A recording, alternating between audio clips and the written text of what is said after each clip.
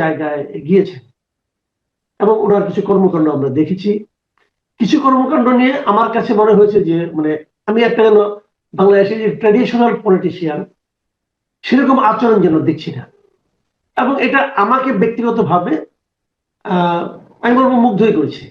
যেমন উনি আসলেন এবং সেখানে মানে কথা বলেন, মঞ্চে গেলেন, মঞ্চে যে অল্প সময় কথা বললেন এবং পুরো বক্তৃতায় কারো ব্যাপারে কোনো গালমন্দ করলেন না, কারো ব্যাপারে কোনো প্রতিহিংসা ছড়ালেন না। উনি ওনার স্বপ্নের কথা বললেন, লক্ষ্যের কথা বললেন। পরদিন দেখলাম যে দলের পক্ষ থেকে দুঃখ প্রকাশ করা হলো যে ওনার কারণে এতে ঢাকা শহরে মানুষের কষ্ট হয়েছে সেই জন্য। এবং তারপর দেখলাম যে ময়লাগুলি বর্জ্যগুলি অপসারণের জন্য তারা একটা উদ্যোগ নিলেন। এইগুলি নিয়ে আমি মানে একভাবে বলার চেষ্টা করতে উনি কিছুটা করেছে, কিন্তু আমি দেখলাম যে এগুলোর ব্যাপারেও কেউ কেউ সমালোচনা করতে চাচ্ছে। মানে এটা তেল মারা হচ্ছে কিনা এটা বলা হচ্ছে, যে আমিও তেল মারছি কিনা এটা বলা হচ্ছে, আগে উনি কি করেছেন সেটাও বলা হচ্ছে। তো আমার কথা হলো কি যে মাঝখানে 17-18 বছর পার হয়ে গেছে। 17-18 বছর আগে উনি কি করতেন সেটা ওনার বর্তমান কর্মকাণ্ড না দেখেই সমালোচনা করাটা, আমরা অন্তত 17-18 দিন দেখি, 17-18 মাস দেখি, তাই না? না দেখেই যে সমালোচনাই করতে হবে তাকে, এই যে একটা মানসিকতা, এটা একটা বিষয়।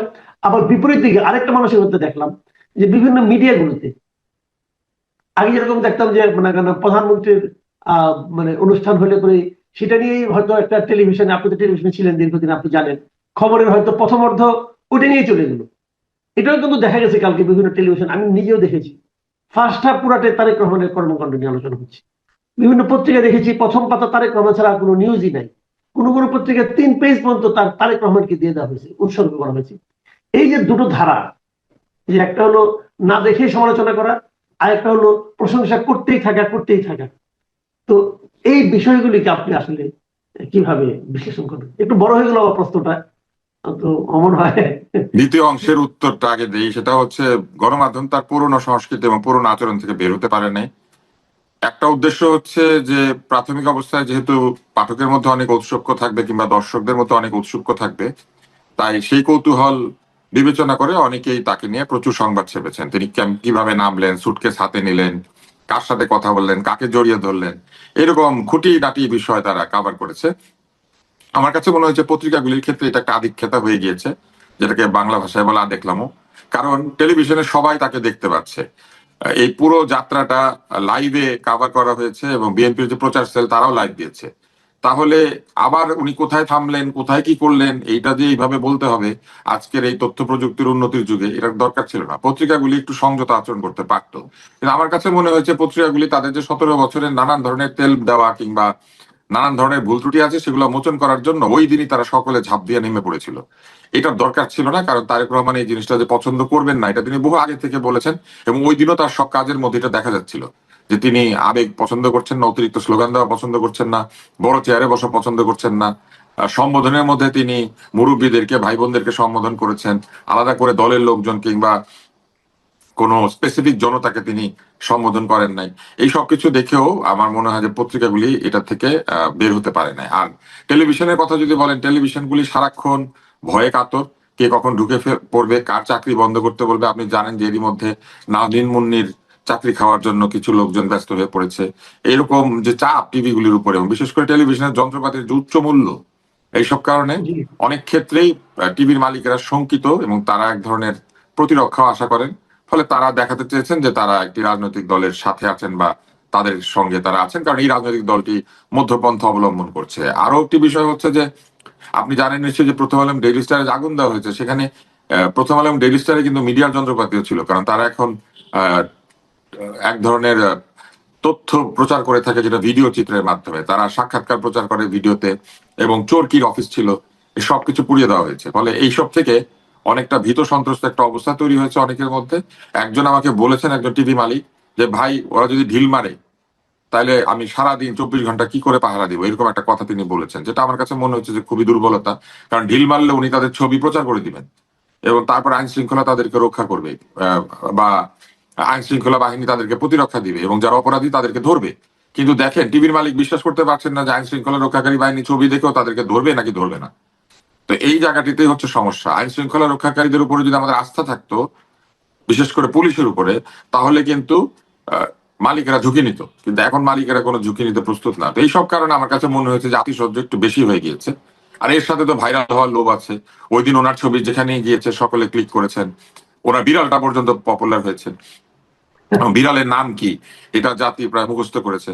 তো এইসব জিনিস হচ্ছে এই গণমাধ্যমের আদেকলাম, এটা বন্ধ করা দরকার। কারণ এইভাবে গণমাধ্যম চলবে না, যে এটা বোঝা গিয়েছে, এবং তারেক রহমান নিজেও এই বিষয়ে সতর্ক করেছেন, অতিরিক্ত প্রচার, অতিরিক্ত আবল তাবল কথাবার্তা তিনি বলতে না করেছেন। আর প্রথম অংশটা যদি আপনি আমাকে বলেন, তাহলে আমি বলবো যে মানুষের মধ্যে আবেগের আতিশয্য আছে, মানুষের মধ্যে প্রবল আবেগ রয়েছে, এবং সেই আবেগের বহিঃপ্রকাশ ঘটেছে উনি আসার পরে। এবং একই সাথে কিছু মানুষ স্বার্থানুসন্ধান করতে শুরু করেছে, দলত্যাগ করে তার দলে যোগ দিতে শুরু করেছে, ধানের শীষ নেওয়ার জন্য নিজের দল ছেড়ে দিচ্ছে, এরকম নানান কিছু হচ্ছে। তো সবকিছু মিলিয়ে তার আগমন আমাদেরকে আশ্বস্ত করেছে এই জন্য যে একজন বড় নেতা বাংলাদেশে ঢুকেছেন, একটা বড় দলের বড় নেতা। ফলে আমরা আশা করছি যে সেই দলটা আরো সুশৃঙ্খল হবে, এবং নির্বাচনের ব্যাপারে যে সংশয় ছিল সেটা অনেকাংশে দূর হয়েছে। কারণ এত বড় দলকে বাদ দিয়ে বা এই বড় দলটির ইচ্ছার পরেও নির্বাচন না করাটা খুব একটা সহজ হবে না। ফলে নির্বাচনের ব্যাপারেও মানুষের আগ্রহ যেমন বেড়েছে, নির্বাচন নিয়ে মানুষের সংশয় অনেক কমেছে। জি, আমরা এর মধ্যে মোটামুটি 3 দিনের কর্মসূচি আমরা দেখেছি অলরেডি, মানে যেটা প্রকাশ করা হয়েছে। তার মধ্যে আজকেরটাই তৃতীয় দিন। আজকে হয়তো উনি হাদির কবর জিয়ারত করতে যাবেন। এটা তারপরে হয়তো ওনার রাজনৈতিক কর্মকাণ্ডগুলি শুরু হবে, এবং তখন উনি দলের ব্যাপারে কি সিদ্ধান্ত নেন এবং দলের বিভিন্ন রকম অভিযোগ যেগুলো আছে সেগুলি কিভাবে হ্যান্ডেল করেন, সেগুলো হয়তো আমরা পরবর্তী সময়ে দেখতে পাবো, এবং এই জন্য আমাদের মনে হয় একটু অপেক্ষা করতে হবে। তবে একটা জিনিস লক্ষণীয়, উনি আজকে হাদির কবর জিয়ারত করতে যাবেন, এবং যে পথে যাবেন এই শাহবাগের যে পথটা, সেখানে কিন্তু অলরেডি ইনকিলাব মঞ্চ অবস্থান নিচ্ছিল, এবং ওনার যাওয়া উপলক্ষে ওই কিছুটা সময় তারা ওখান থেকে সরে আজিজ মার্কেটের দিকে চলে আসবে, এবং উনি চলে যাওয়ার পর হয়তো আবার তারা আগের জায়গায় আসবে। তো হাদির হত্যাকারীকে ধরতে হবে, গ্রেপ্তার করতে হবে, এই দাবিতে যে তারা অবস্থানটা নিচ্ছে, এটার সমাধানটা আসলে কিভাবে হবে? যদি হাদি দেশ ত্যাগ করে হাদি হত্যাকারী যদি দেশ ত্যাগ করে থাকে অলরেডি এর মধ্যে, তাহলে সেক্ষেত্রে ওদের দাবি কিভাবে পূরণ হবে? অথবা তারা এটা কি কোনো সমাধান কিনা? এই বিবেচনাটা তাদেরকেই করতে হবে, কেননা যদি সত্যি এই হত্যাকারীরা পলাতক হয়ে গিয়ে থাকে, তাহলে সরাসরি তাদেরকে এই মুহূর্তে ধরতে না পারলো, হত্যার সঙ্গে যারা সংশ্লিষ্ট এরকম যদি কেউ থাকেন বা কোনো প্ল্যানার থাকে, তাদেরকে গ্রেপ্তার করতে হবে, যেটা কিন্তু সরকার করেছেন বলে আমাদেরকে জানিয়েছেন। যে তার আহ বাবা মা সহ যারা তাকে পালাতে সহায়তা করেছেন, এদেরকে ধরেছেন বলে সরকার আমাদেরকে জানিয়েছেন। তো সেটা যদি ঠিক হয়ে থাকে, তাহলে একটু ধৈর্য ধরতে হবে, এবং সরকারের উপর চাপ সৃষ্টি করার প্রক্রিয়া হিসেবে তারা মিছিল, মানববন্ধন আহ, বা বিভিন্ন কর্মসূচি নিতে পারেন। কিন্তু সাধারণ মানুষের দুর্ভোগ তৈরি করলে আমার মনে হয় সেটা হিতে বিপরীত হবে। 1 দিন 2 দিন পর্যন্ত ঠিক আছে, কিন্তু দীর্ঘমেয়াদে শাহবাগের মোড়ে যদি তারা গণজমায়েত করেন, তাহলে তাদেরকে একটু চিন্তা করতে হবে যে এটা কি কোনো নেগেটিভ জায়গায় চলে যায় কিনা সাধারণ মানুষের কাছে। হাদির হত্যাকারীর বিচার সকলেই চায়, সকল ধরনের হত্যাকাণ্ডের বিচারিত হতে হবে বাংলাদেশে। হত্যার বিচার তো বন্ধ রাখা যাবে না। এখানে হাদি না হয় যদি অন্য কেউ হতেন, হত্যার বিচার তো হতে হবে। এবং একটা সভ্য দেশে হত্যার বিচার হবে না, এটা তো কেউ চিন্তা করতে পারে না। তাই আমি মনে করি যে দাবি সঠিক, তারা দাবি জানিয়েছেন, দাবির জন্য চাপ সৃষ্টি করছেন, সেটাও সঠিক। কিন্তু চাপ সৃষ্টির প্রক্রিয়াটা তারা পুনর্বিবেচনা করলে ভালো হতো, কেননা এই মুহূর্তে যেহেতু নির্বাচনের ডামাডোল বেজে উঠেছে, এবং হাদি নির্বাচনী এলাকা, সেখানেও নতুন নির্বাচনী প্রার্থী ইনকিলাব মঞ্চ দেবে কিনা সেটাও তারা চিন্তা করার সময় এসেছে। হাদির পলিটিক্যাল যে স্ট্যান্ড, সেই পলিটিক্যাল স্ট্যান্ডটাকে বাঁচিয়ে রাখার জন্য তাদের অধিকতর শ্রম দেওয়া উচিত। কেননা ইনকিলাব মঞ্চের যদি ইমেজ বলেন, তাহলে সেটা শুধুমাত্র হাদির ইমেজের উপরে দাঁড়িয়ে আছে, এবং এখন আরো দাঁড়িয়ে গিয়েছে। ফলে যদি তারা মনে করেন যে হাদিকে রাজনৈতিক ভাবে এক ধরনের স্থায়িত্ব দিতে হবে, তাহলে তাদের সর্বশক্তি দিয়ে হাদির আসনটাতে নির্বাচন করার চেষ্টা করা উচিত বলে আমার কাছে বেশি মনে হয়। এবং নির্বাচনী এলাকাতেও প্রতিবাদ এটা হতে পারে, কিন্তু প্রতিবাদ করতে গেলে শাহবাগের মোড়েই করতে হবে। এটা আমি মনে করি না যে একটা জায়গায় পরিণত করা হচ্ছে প্রতিবাদের জায়গা। আর প্রতিবাদ করতে চাইলে আপনি আরো স্ট্র্যাটেজিক জায়গা আছে যেখানে দাঁড়িয়ে প্রতিবাদ করতে পারেন। আমার মনে হয় তারা সেটা করলে ভালো করবেন। জি, আরেকটা জিনিস, এখন আমরা তো আগামী দিনে নির্বাচন মুখী সব রাজনীতি হচ্ছে কিন্তু, এবং তারেক রহমানও ঠিক নির্বাচনমুখী রাজনীতি করার জন্যই এসে গেছেন অলরেডি, আমরা যতটুকু বুঝতে পারি। আর 1.5 মাস মতো আছে নির্বাচনের। এর মধ্যে আমরা নতুন নতুন দৃশ্যের অবতারণা হচ্ছে দেখতে পাচ্ছি, বিশেষ করে প্রতীকের জন্য যে হাহাকার, প্রতীকের জন্য যে আকুতি, ধানের শীষ পাওয়ার জন্য দল ত্যাগ করা, এমনকি গণ অধিকার পরিষদের মতো বড় একটা দল, সেই দলের সাধারণ সম্পাদক রাশেদ খান তিনি বিএনপিতে যোগ দেবেন বলে সিদ্ধান্ত হয়েছে কেবল ধানের শীষ প্রতীকটা পাওয়ার জন্য, এবং সেটাকে আবার তার দল কিন্তু জাস্টিফাই করছে। দলের যিনি মানে সভাপতি আছেন নুরুল হক নূর, তিনিও ব্যাখ্যা দিয়েছেন যে এটা কেন জাস্টিফাইড তাদের কাছে। তো এটা কি একটা রাজনৈতিক দলের মানে আপনার দীনতা প্রকাশ করে না? রাজনৈতিক দলের দীনতা চাইতেও সবচেয়ে বড় বিষয় যেটি হয়েছে, রাজনৈতিক দল কৌশল অবলম্বন করতে গিয়ে তারা এক ধরনের মরাল গ্রাউন্ড থেকে সরে যাচ্ছেন। নিজের দলের প্রতীক বাদ দিয়ে তারা যখন অন্য একটি দলের প্রতীকে গিয়ে নির্বাচন করে ভাবেন যে বিজয় আরো বেশি সুসংহত হবে, তখন তাহলে তাদের দল আসলে বিলুপ্ত করে দেওয়াটাই ভালো। কেননা তার দলের মার্কার কোনো ভ্যালু নাই, তার দলের নেতারও যদি কোনো ভ্যালু না থাকে, বিএনপির ইমেজকে নিয়ে যদি তাদেরকে বিজয়ী হয়ে আসতে হয়, তাহলে এই রাজনীতি করার প্রয়োজন কি? তারা সরাসরি বিএনপিতে অন্তর্ভুক্ত হয়ে গেলেই বরং ভালো। অযথা একটা দল, একটা অফিস, খরচ বিরোচ এগুলা করার চাইতে আমার কাছে মনে হয় যে এই খরচটা, এই ব্যয় সংকোচন করে তাদের উচিত বিএনপির মার্কা নিয়ে বিএনপির ওখানে চলে যাওয়া এবং বিএনপির পতাকা তলেই নির্বাচন না শুধু রাজনীতিটাও কন্টিনিউ করা। কেননা যদি একটা দল তার আলাদা পরিচয় বজায় রাখতে চায়, তাহলে তাকে আলাদা পরিচয়, আলাদা প্রতীকে নির্বাচন করাটাই ছিল যুক্তিসঙ্গত। সেই যৌক্তিক জায়গা থেকে তারা সরে এসেছেন। একমাত্র কারণ হচ্ছে তারা মনে করছেন যে তাদের প্রতীক দেখে লোকে ভোট দিবে না, ধানের শীষে বেশি ভোট পড়বে, কারণ মানুষ প্রতীক দেখে ভোট দেয়। যদি প্রতীক দেখেই ভোট দেয়, তাহলে আপনাদের নিজেদের প্রতীকের মূল্য আপনারা তৈরি করতে পারেন না, এবং ভবিষ্যতে যাতে না পারেন অন্তত 5 বছর, সেই ব্যবস্থা নিজেরাই করলে, তাই না? হুম, তারা নিজেদের প্রতীকে হুম। যখন নির্বাচন করেন না, আপনার নামের শেষাংশ মনে করেন কারো নাম রবীন্দ্রনাথ ঠাকুর, উনি ঠাকুর বাদ দিয়ে দিলেন, উনি চৌধুরী হয়ে গেলেন। হ্যাঁ, হয়ে তিনি বললেন যে আমি আজকে থেকে রবীন্দ্রনাথ চৌধুরী। কেন? কারণ চৌধুরী বংশের প্রতাপ বেশি। তো এইটা যদি হয়, তাহলে ওনাদের উচিত না ওইটা করা। ওনাদের উচিত ওই চৌধুরী বংশে যোগ দেওয়া এবং সেখানেই থাকা। এটার কোনো মানে নাই যে তারা অযথা এই নিজের প্রতীক, নিজের অফিস এগুলা করে টাকা পয়সা নষ্ট করার প্রয়োজন কি? আমি দেখি না, সময়ও নষ্ট আসলে। আহ আবার ফলে আবার আমি ধরেন, মনে করি এটা বন্ধ করে দেওয়া উচিত। ধরেন উনি ধানের শীষ ইলেকশন করলেন, করে হয়তো হেরে গেলেন। হারতে তো পারে, ধানের শীষ সবাই তো আর জিতবে না, 2 জন তো হারবে। ধরলাম উনি হেরে গেলেন, তখন উনি কি করবেন? ধানের শীষে থেকে যাবেন নাকি আবার না, চলে হেরে আসবেন? গেলে আমি আপনাকে আগে একটা আগাম ভবিষ্যৎবাণী করি। তারা বলবেন যে এই নির্বাচনের মধ্যে দিয়ে প্রমাণিত হয়েছে যে ধানের শীষের সেই জায়গা নেই, আমরা আবার আগের জায়গায় ফেরত গেলাম বলে আবার তারা দেন দরবার শুরু করবেন, আবার অফিস ফিরে যাবেন, আবার গিয়ে অন্যের অফিস দখল করার চেষ্টা করবেন, অন্যের অফিস দখল করে সেইখানে তারা রাজত্ব করার চেষ্টা করবেন। এগুলো আবার শুরু করবেন তারা। কেননা এই রাজনীতিটা আসলে স্বার্থের রাজনীতি, এটা আমাদের কাছে পরিষ্কার হয়ে গিয়েছে। ভোটে জিতে সংসদে গিয়ে সংসদের আসনে বসে বড় গাড়ি দৌড়ানো কিংবা ক্ষমতা এনজয় করা, এর বাইরে তো আমি আর কোনো কারণ দেখি না যে নিজের দলের প্রতীক, নিজের পরিচয় বাদ দিয়ে অন্যের পরিচয় নির্বাচন করতে চলে যাওয়া। আর তো কোনো কারণ থাকতে পারে না। ফলে তারা আবার আগের মতো জায়গায় ফিরে গিয়ে বার্গেনিং চিপ হিসেবে ব্যবহৃত হবেন, অথবা নিজেরাই বার্গেন করে করে বিভিন্ন সুবিধা দিয়ে আদায় করবেন। এগুলো আবার শুরু করবেন তারা, কারণ তারা সুবিধার জন্য কৌশলী হয়েছে, নীতির জন্য না। আমি শেষ প্রশ্নটা আসছি। এটা আমার কাছে খুবই সিগনিফিকেন্ট মনে হয়েছে যে জামায়াতে ইসলামের সঙ্গে এনসিপির একটা আসন সমঝোতা, এক ধরনের জোটবদ্ধ হয়ে নির্বাচন করার একটা কথা শোনা যাচ্ছে। এখনো একটা ঘোষণা আসেনি, কিন্তু বিভিন্ন পত্রপত্রিকা এ নিয়ে ডিটেল রিপোর্ট আসতেছে। কিন্তু এর মধ্যেও আবার দেখতেছি, আমি মাঝখানে একটা এরকম টকশোতে গিয়েছিলাম গত পরশু দিনের দিকে, জামাতের এক নেতা বলতেছেন যে না, এটা তো এখনো ডিক্লেয়ার না, মানে উনি এটা মানতে চাচ্ছেন না। তা আমি তখন ভাবছিলাম যে উনি তো মানতে চাচ্ছেন না, যখন ডিক্লেয়ার করবে তখন উনি কি বলবেন? মানে এই যে একটা রাজনীতিটা হচ্ছে যে জামাতের সঙ্গে এনসিপি, এটা কি এনসিপির জন্য রাজনৈতিক ভাবে মানে কোনো বাড়তি মাইলেজ দেবে? আপনার কাছে কি মনে হয়?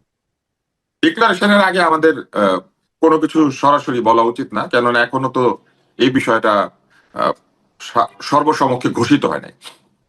কিন্তু ধরা যাক এই ঐক্যটা হলো, আপনি ঐক্যের শর্তগুলির কথা চিন্তা করেন। প্রথমত এনসিপি গিয়েছে আসনের জন্য, কারণ তারা অনেক বেশি আসন চায়। তাদের নিজেদের দলের মধ্যে 5-10 জন ইলেকশন করলে বাকি 20 জন হইচই করবে এবং দলের মধ্যে সমস্যা তৈরি হবে, এবং সেই সমস্যা বন্ধ করার জন্য তাদের 30টা 40টা বা আরো বেশি আসন দরকার।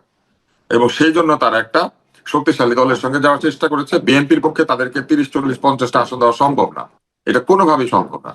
যে জন্য তারা বেশি আসনের জন্য আমার ধারণা যে জামাতের দিকে গিয়েছেন, এবং জামাত যেহেতু একটি শক্তিশালী কন্টেন্ডার এবারের নির্বাচনে বা প্রতিদ্বন্দ্বী, সেই কারণে তারা সেইখানে পাল্লা ভারী করার জন্য গিয়েছে। এখন তারা কি দাঁড়িপাল্লা প্রতীক নিয়ে নির্বাচন করবেন নাকি শাপলাকলি নিয়ে, এইটা হবে দ্বিতীয় প্রশ্ন।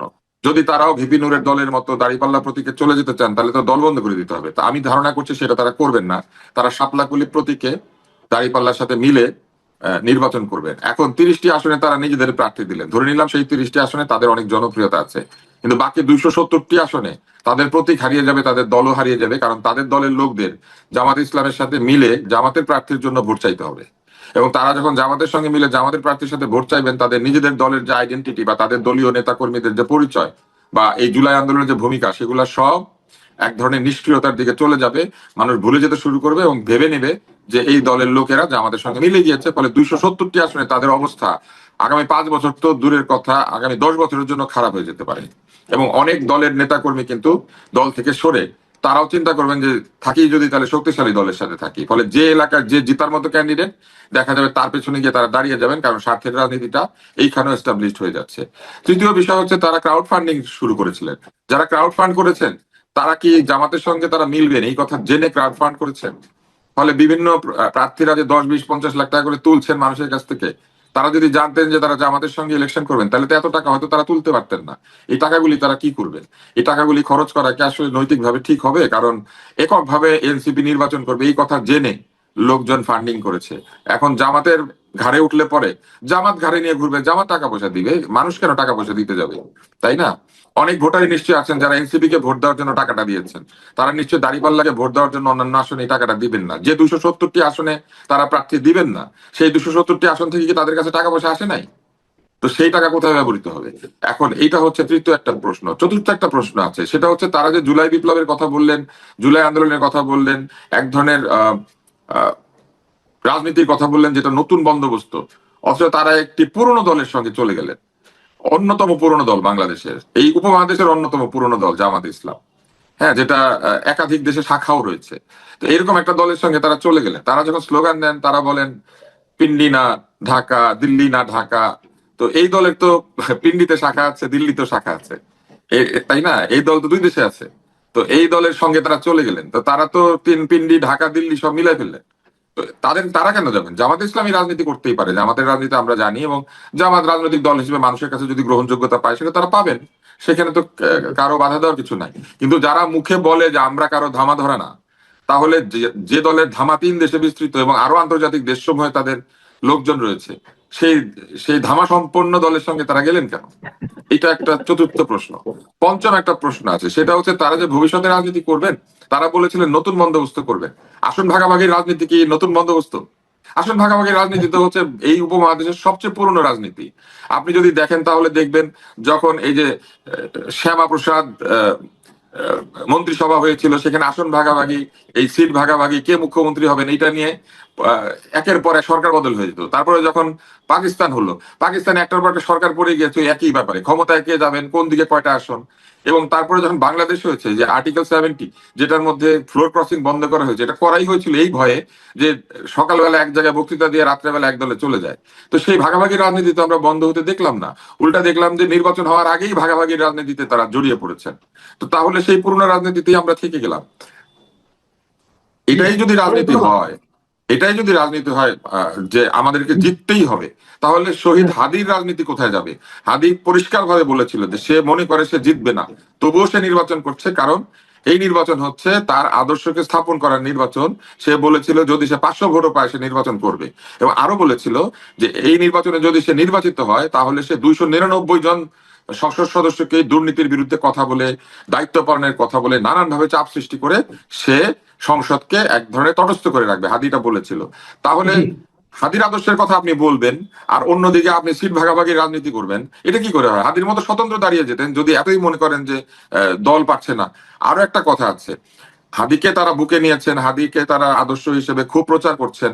প্রথমত হাদি একটা আলাদা রাজনৈতিক দলের সদস্য ছিল, জুলাই যোদ্ধা হিসেবে আমরা প্রায় অনেকেই একই প্ল্যাটফর্মে, কিন্তু রাজনৈতিক দলগুলি তো আলাদা আলাদা। তাহলে হাদি দাঁড়িয়েছিল ইনকিলাব মঞ্চের মুখপাত্র হিসেবে, ওইখানে হাদির বিরুদ্ধে প্রার্থী দিয়েছিলেন কেন? হাদি হেরে যেত না যদি হাদি বেঁচে থাকতো? তাহলে হাদি যাতে হারে সেই ব্যবস্থা করা হয় নাই, হাদির বিরুদ্ধে প্রার্থী দেওয়া হয় নাই। হাদির বিরুদ্ধে প্রার্থী দিলেন কেন? হাদির আদর্শকে আপনাদের এত ভালো লেগেছে, হাদিকে আপনাদের এত ভালো লেগেছে, কিন্তু হাদি জিতুক আপনারা সেটা চান না।